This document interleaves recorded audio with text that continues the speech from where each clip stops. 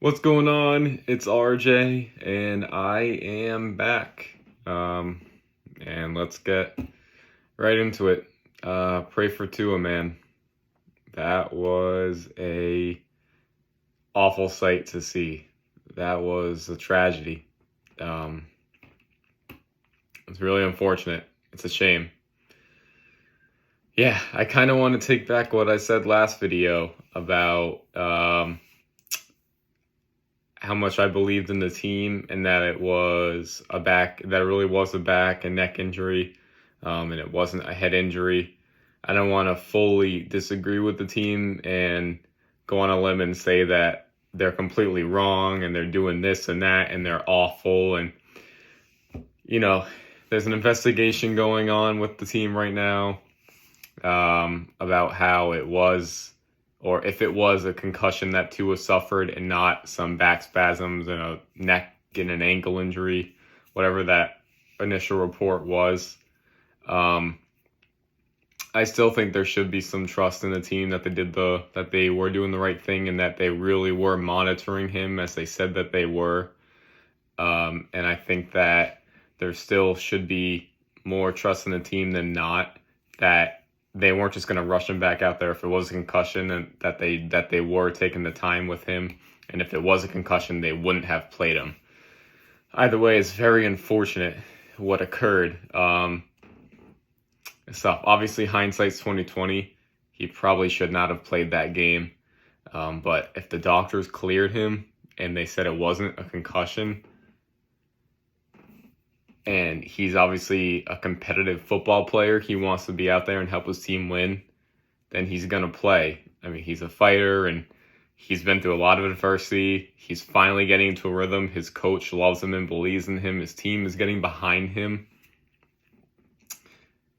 So obviously he's going to play, and to see what happened is it's just an absolute shame. It wasn't even a dirty hit. The defender, he's a backup player, 6'4", 340 pounds. He's going to make the most of his time that he has. He had a shot to play this game because I believe it's a DJ Reader. He was out this game, so this guy stepped in for him. The big dude got through there, picked him up, got the sack, twirled him around, brought him down. Unfortunately, Tua hit the back of his head as it seemed like he did last week, and that was an awful sight. And to see his fingers and his hands immediately react the way that they did was just, it was scary. It reminded me a lot of Donald Parham Jr. From last year, I believe it was, when it wasn't even like contact, I don't believe.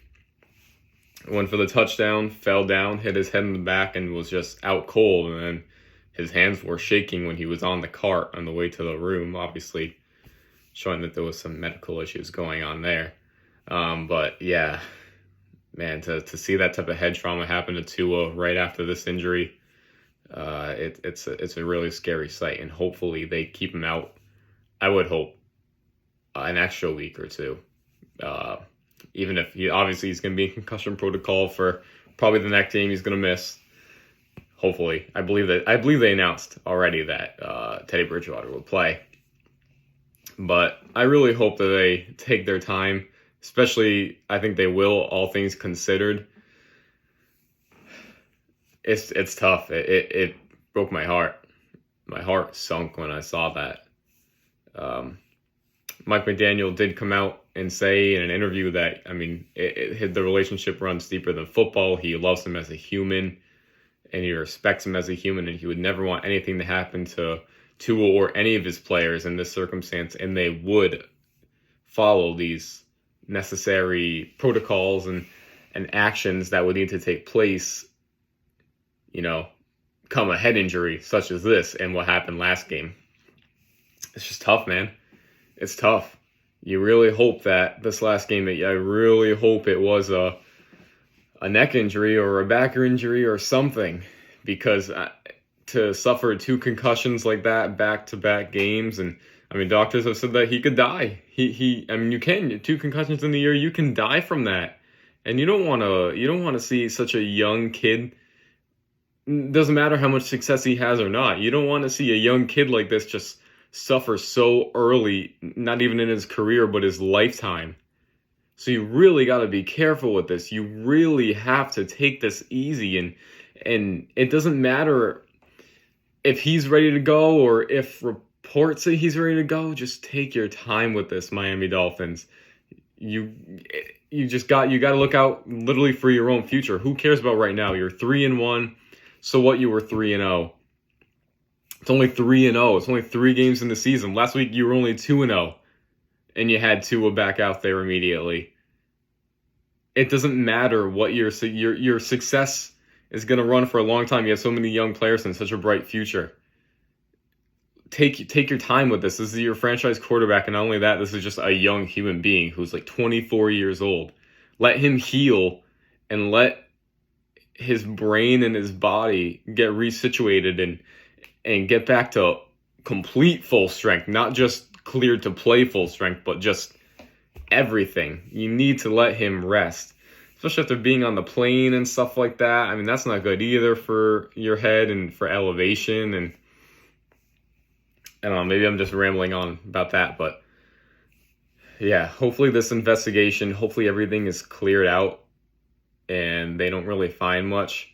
The Dolphins are probably going to end up firing someone just to save face, even though these doctors have nothing to do with the team. And I think that's another thing. These doctors don't have anything to do with the team. They have no affiliation. These are just regular neurological doctors that are just, hired by whoever, who aren't affiliated with the team in any type of way, that are making these decisions and making these calls about these players. So if they didn't find anything, then odds are there probably wasn't any type of injury last week. But it's scary when you see that him stumbling last week, and then obviously what happened on Thursday night. You really hope that a new young coach like McDaniel and this organization isn't gonna do something like that to such a young, great player, great human as well. And that they really consider and take their time with this so that this doesn't happen again, and he can be healthy and enjoy a long career and a long life, a long healthy life way outside, way after football is all said and done. So, yeah, really scary, really unfortunate. Prayers up to Tua Tagovailoa. You never want to see something like this, especially what's happened to him. This guy's already been through so much and so much adversity through his young career, his short career, and then between injuries in college and the NFL so far. He finally had his team and people behind him believing in him. He's had to hear a lot of negativity through the media and fans and the last coach and what have it.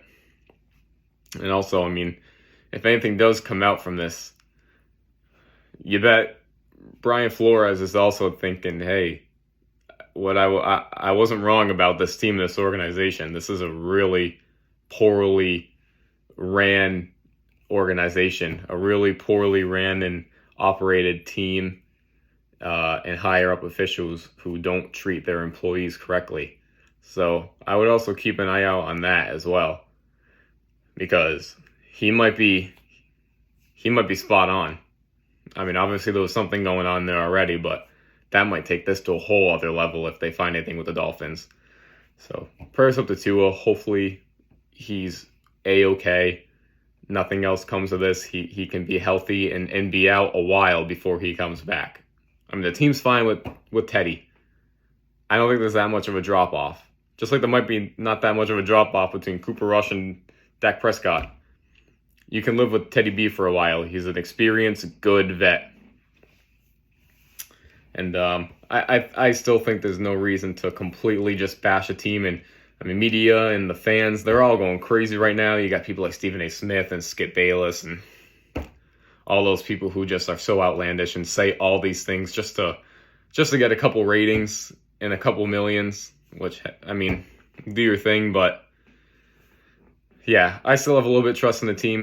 The team, they'd have to know what they're getting into with this. If they really put Tua out there hurt, right after he was stumbling, and then this game too, I mean, they knew the type of stuff they were getting into. They would have had to evade so much stuff, and they would have had to go through so much illegal, non-ethical things to put an injured guy right back out onto the field and then have what happened to him happen. And, with the risk of head trauma and concussion and all that. Prayers to Tua. And we'll see what comes of this. But I think there's still reason to believe that the Dolphins were doing exactly what they should have been doing. And that they weren't just sending their young guy out there to die, basically. This has been RJ. Thank you for watching. And prayers up to Tua. And everyone, I truly think that there's still reason to believe in the Dolphins organization and that they weren't trying to evade all type of health and concussion protocols just to put their quarterback back out there, and that there probably was other injuries going on with him, and that this was a really unfortunate sequence of events for them. And but if not, there's going to be a lot else coming. So there's a lot of doubt with this team. As much as I believe in them, I still have a lot of doubt in them, and we'll just have to see. It's a waiting game at this point. But thank you for watching. This has been RJ, and I'll catch you next time. Peace.